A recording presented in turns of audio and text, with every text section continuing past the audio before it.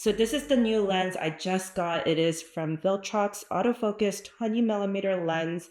And I was just looking for a lens where I can be able to carry it and it's not too zoomed in, because the stock lens I had originally, it was way too close. So I was looking for a travel version for my Sony ZV-E1.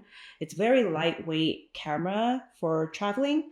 But then the lens that I have, it's much more heavier. And this one is amazing because it's so lightweight and I don't feel bad carrying it around because it was only $150 for the lens. I can't believe it. It's only $150. So definitely worth giving it a try. I think the quality is amazing. I actually used it when I went to the Huntington Library recently, and I felt like the quality was amazing. But I also thought it was a good time for me to show you guys a behind the scenes of how I film. I did get a handful of questions of how I film my vlogs and my tutorials. So I thought I would show you guys my setup in the workspace. And then this setup that I have on here right now is the Sony ZV-E1 with the new Veltrox lens that I just got.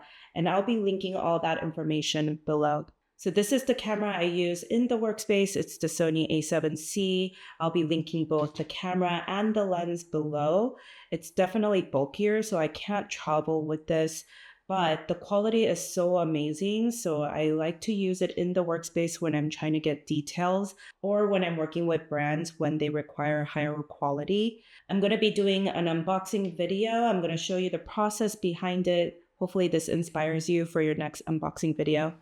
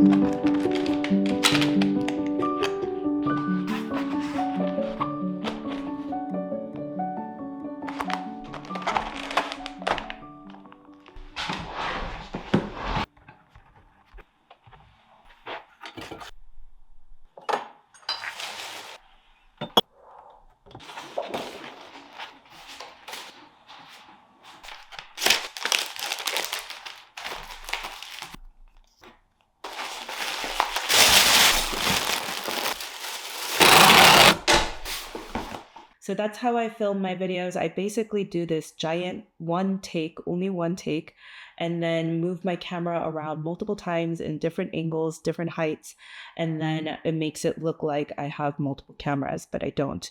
I actually tried doing it with multiple cameras, like 2 cameras in different angles, but it's kind of harder to make sure all the footage is going into my computer, takes up a lot of memory space, and then I have to edit the color. And then I feel like it's harder to make sure that the other camera is not in the view. So I actually think it's easier to do it in one take. And basically, I studied several different channels, different video makers, ever since I got my whole new camera setup.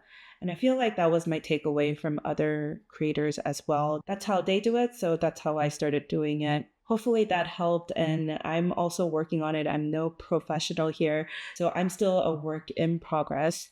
and I got a bunch of blank doormats to DIY.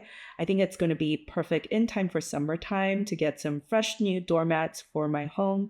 I'm actually going to make some for my friends that love cats as well. I'm going to show you the process behind it, and I'll try to link all the materials and supplies you need below the video as well.